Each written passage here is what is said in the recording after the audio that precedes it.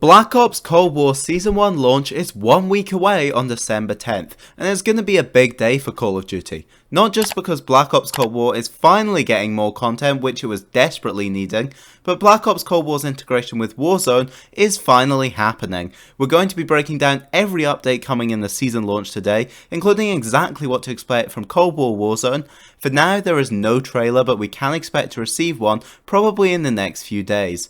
As we know, the leveling system overhaul is on its way on the 10th, adding more prestiges to Cold War, along with syncing up the system with Modern Warfare and Warzone to allow players to increase their now general Call of Duty seasonal prestige level inside any of the major active titles.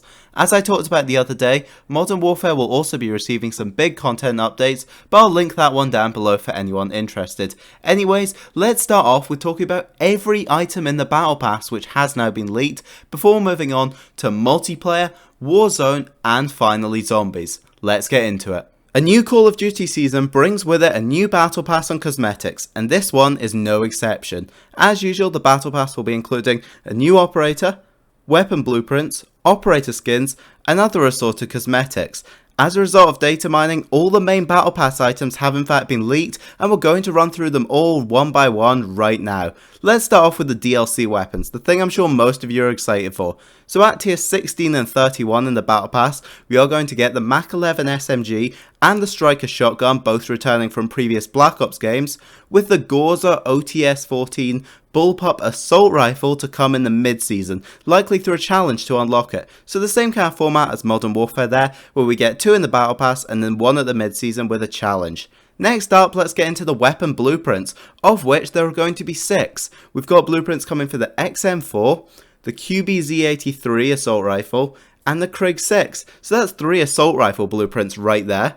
Then we've got the M16, the Milano 821 SMG, and the Hauer 77 pump shotgun. So that's 4 rifle based blueprints right there. Not sure people are going to be too happy with this selection since there's no snipers, pistols, but oh well, it is what it is.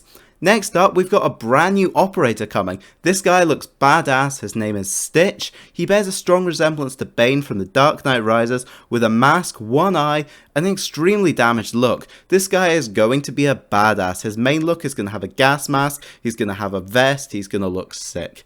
Next up, we've got 7 operator skins coming, including skins for Park, Sims, Port Nova, and 4 others who we couldn't actually identify, but one of them will be for our brand new operator. Likely that will be the tier 100 skin. The arrival of the store and COD points will also bring with it paid skins for weapons and operators, with some confirmed skins coming, include a snow outfit for Woods, a mob gangster version of Adler, a red beret Park, and a new version of Sims. Modern Warfare really made a point of bringing all the campaign operators into multiplayer throughout the year, so I expect this year to be the same. Woods, Adler, Sims, and Park from the campaign are already in as operators, so I think it won't be too long till we see Mason and Hudson coming into the game. Maybe they could even do a good thing where they add Bell, your custom playable character from the campaign, and you could have the ability to customize them, but that kind of relies on when multiplayer takes place in the timeline, and also it would be a hell of a work for the team to create a custom character. All round, this is an amazing set of cosmetics, and I'm really excited to get my hands on this Battle Pass on the release date. Obviously, you're going to have to buy it for COD points, and then you just grind it out through playtime. Again, you're going to be able to grind it in Black Ops Cold War and Warzone, maybe Modern Warfare, but we are really not too sure on that yet as of now. Let's talk about multiplayer content, starting off with the maps, and so far we know of 7 that are seemingly on the way. We'll start off with the 6v6 maps, which include at least 3 coming at launch. These are Christmas Nuketown, that's right, just like what we saw with Winter Crash and Modern Warfare Remastered, the new Nuketown 84 map will be remade with a nighttime festive snowy theme. This one's likely going to be there for a limited time, only about a month until the festive period ends. Next up, we have a totally new mall shopping centre map set in a snowy alpine-like region. It's likely going to be quite a large map with probably both indoor and outdoor areas, but as of now we don't know too much about it, aside from the fact it will have a food court. But now for something really exciting. A fan favourite map is making a comeback, and that is Raid from Black Ops 2, which will be seeing a full remake to instead take place in Cold War Cairo, a big change up from the original 2025 suburban California of the original. This map was actually already remade as Empire in Black Ops 3's DLC season, where it was changed up to be Rome in Italy, but I'm sure people won't complain about seeing it again because it really is an absolute fan favourite. 2v2 Gunfight is also coming to Black Ops Cold War. I think everyone loved the Gunfight mode in Modern Warfare where you played rounds of 2v2 face-offs to determine the winner with a randomly selected loadout for every round. It's likely this was planned for launch but didn't quite make the cut. This mode will have its own selection of new small maps to go with it, just like in Modern Warfare, hopefully with some cool Easter eggs again, just like in that game. And now a leak has seemingly shown that this mode will feature 4 totally new maps at launch, which will expand over time. These are a colourful TV game show set, an underground train station, a missile rocket launch site, and a Soviet office building. This is going to be really cool. This mode was one of my favourites in Modern Warfare, and I can't wait to see what they do with it in this game. Now a glitch in Combined Arms Domination has actually showed on the loading screen a map that isn't yet in multiplayer, being the large Cuban compound from the End of the Line campaign mission, potentially hinting that this mission area will actually be coming into multiplayer as a large scale Combined Arms map, obviously the 12v12 mode. And if that does happen, it's really cool. After all, the Crossroads map actually comes from a campaign side mission, so it really wouldn't be a surprise to see them taking more of those big open areas to move into multiplayer. In terms of modes, we don't have any specifics here, but audio files were found for a Barebones playlist, a mode first created in Black Ops 4 which removed some of the game's newer mechanics to create a more classic experience. In this game this will likely remove field upgrades and change up the score streak system to the classic system where your streak would reset on death. Speaking of score streaks, we know the K9 unit is on its way to Cold War as the first DLC score streak in Call of Duty history, and we know there are many more to come, including a flamethrower, the harp, the death machine, a strafe run, and the hand cannon, which is literally the Annihilator, and it's already in the game's campaign, which kinda proves the point that they're saving these for post-launch just to give us some more post-launch content. It's unknown as of now if any of these streaks will come to Zombies or Warzone 2, but I'd rate the chances fairly highly. Several perks that are either scrapped or coming post-launch have also been found, including the lightweight perk to increase movement speed, so as we've said before, this multiplayer will likely have the most post-launch content ever, partially just out of the fact they held so much back from launch due to development issues and of course the global COVID-19 pandemic. In terms of Warzone content, all of the Cold War weapons will be added to the Warzone Creator class, oddly meaning Warzone will now have multiple versions of weapons like the MP5 and the AK-47. Which will come out on top? We'll have to wait and see. This will obviously be rebalanced around the existing Modern Warfare weapons to create the new Warzone meta, but I'm sure there will be some initial OP weapons that need rebalancing, looking at UMP5. Warzone is also getting a new map. Rebirth Island is coming to Warzone as a brand new map. No, this won't be replacing the existing Verdansk map, but will instead be existing alongside it. The map itself won't be based on the campaign mission it features in Black Ops 1, Rebirth, but will instead be based on the Alcatraz Portals map from Black Ops 4's Battle Royale Blackout, which in itself is based on the Mob of the Dead Zombies map from Black Ops 2, an absolute fan favourite. Except the map will instead actually be redesigned to fit a Russian-Soviet aesthetic to suit the Cold War setting, so imagine Russian Alcatraz. So the special bonus mode that this map is featured in is going to bring over a lot of the same mechanics from the Blackout version, which features a smaller lobby, since it's a much smaller map than we're used to, with 10 teams of 4, and the big difference being you actually respawned periodically through portals above the map in a random place instead of getting to choose where you jump from a helicopter. In Blackout you'd actually lose all of your stuff when you respawned, but it's entirely possible this version will instead use the Warzone loadout system so that you don't have to loot for your stuff. Everything else functioned pretty much as normal, with a circle and everything you'd expect from a battle royale. A big question remains for this mode, however. Will it have zombies? Alcatraz Portals featured several map locations that actually had mystery box spawns. The box would spawn at a random one of these, along with a horde of zombies. When you killed them all, the box would open and reward the player with some loot, including zombies' wonder weapons. I'm really keeping my fingers crossed that this mechanic comes over into Rebirth Island, because getting a ray gun and a die machine wonder weapon in Warzone would just be so cool. Sadly, I'm unable to show the leaked images of the map, but trust me, it's going to be so cool and they can easily be found online if you're looking for them.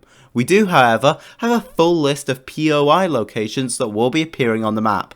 These are Quarantine Block, Chemical Plant, Decom Factory, Bioweapon Lab, Generators, Headquarters, Scientist Residence, Shore, Factory, Comms Tower, and Harbour. From what I understand, the project being worked on here is actually going to be Nova 6, so expect plenty of Black Ops storyline connections here, including some stuff with Steiner. This is actually going to be our first Christmas with Warzone, and it remains to be seen if Treyarch and Raven will do anything special for it. Other battle royales like Fortnite have been known to cover the entire map in snow for a period, so it'd be really cool to see Warzone do the same. But let's talk about the long discussed Nuke Event. A well-known leaker over on Twitter has shared some interesting images that seem to hint that a Nuke Event will take place in Season 1. First, he shows an icon for the Nuke Event itself, data mined from the files along with the Rebirth Island calling cards. Not to mention, one of the Season 1 emblems he showed is a radioactive icon, seemingly hinting that this event is taking place way sooner rather than later, possibly marked to the release of Rebirth Island, or if not, then likely early in 2021. The first and last Warzone event we saw was Know Your History, used to reveal the trailer for Black Ops Cold War, which put players through a series of objectives before finally showing them the trailer. It was such a cool experience to participate in, and I look forward to more. This Nuke event has been a long time coming. If you did the Bunker 11 Easter egg in Warzone, you could actually see a nuke under construction, while Bunker 10 contained a huge intercontinental missile. So this has been teased for a while, and this icon actually shows a rocket flying from a Soviet star, so it's possible that the nuke will actually be launching from Rebirth Island. Let's talk about zombies. The roadmap lists new zombies modes, so let's not go expecting our first full DLC 1 map here, but they did use modes plural, so I guess we'll see multiple throughout the season. Leaks have revealed a supposed Outbreak mode is likely coming with Season 1. We don't know too much about it for sure yet, but leaks are circulating saying that it is apparently a variant on Black Ops 4's Rush mode, which took players around the map having to survive on set objective locations. It's a very arcadey mode, and apparently Outbreak will add some new objectives to the mode, so this one could be a lot of fun. Except obviously at first we're only going to have D Machine to play on, so unless they include the multiplayer maps too, it could get a little dry. It would be really interesting to see new and improved versions of the other past modes make a return, including Turned, Grief from Black Ops 2, and Gauntlet from Black Ops 4. While all of these were good concepts, the execution was poor, and that's something they could fix up in this game. There have been some rumours circulating of an old school mode coming to the game, which would likely remove a lot of the game's new mechanics, including salvage, score streaks, rarities, and the minimap, to take us back to a more classic Black Ops 3 styled experience that I'm sure many players would love. Further leaks from the files have actually shown mentions of epic and legendary, purple and gold, variants of the Ethereum Crystals currency that we earn in zombies to level up abilities, with leakers including COD Cold War News on Twitter saying that they will be used to purchase Tier 4 and Tier 5 upgrades. Currently, the tiers for all of the unlockable abilities only go up to 3, so this could either be scrap content for the mode, as we know 4th and 5th tiers were at one point planned, or it could be coming down the line as post-launch content, which would be smart as Ethereum is currently already useless for most. Obviously, it will be used to level up post-launch perks and stuff, but that still isn't going to last very long. They could do something cool where you grind normal Ethereum to get one legendary, and then grind legendary to get epic to make these tier 4 and 5 abilities really OP, but really hard to earn as well. In terms of if they'll do anything for Christmas, Black Ops 4 had a few limited time seasonal Easter eggs to get some cool rewards, for example a free Irish designed homunculus monkey bomb in the Chaos maps. I really love the idea of a Santa hat monkey bomb, don't know about you, but anyway, D-Machine is already covered in snow and Christmas lights, so not really too sure what they could actually do to make it any more Christmassy, beside the inclusion of Christmas zombies, which Blackout actually did, and it was so cool. Bring back the Christmas zombies.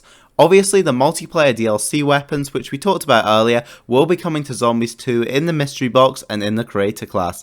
You'll be able to level up your battle pass to unlock these in Zombies, but based on the slow weapon XP progression in this mode, it probably won't be the fastest way to grind the battle pass. So all round, it's clear that this will be the most content-rich season of Call of Duty content yet, with upgrades coming to all of the active Call of Duty titles across the board. It's sure to be a fun experience with plenty to do, and with that guys, that's going to wrap up this video. I really hope you guys have enjoyed. If you have, make sure to like to show your support, comment down below what mode you're going to be playing at launch, and subscribe for more Call of Duty content. I'll see you on the next one.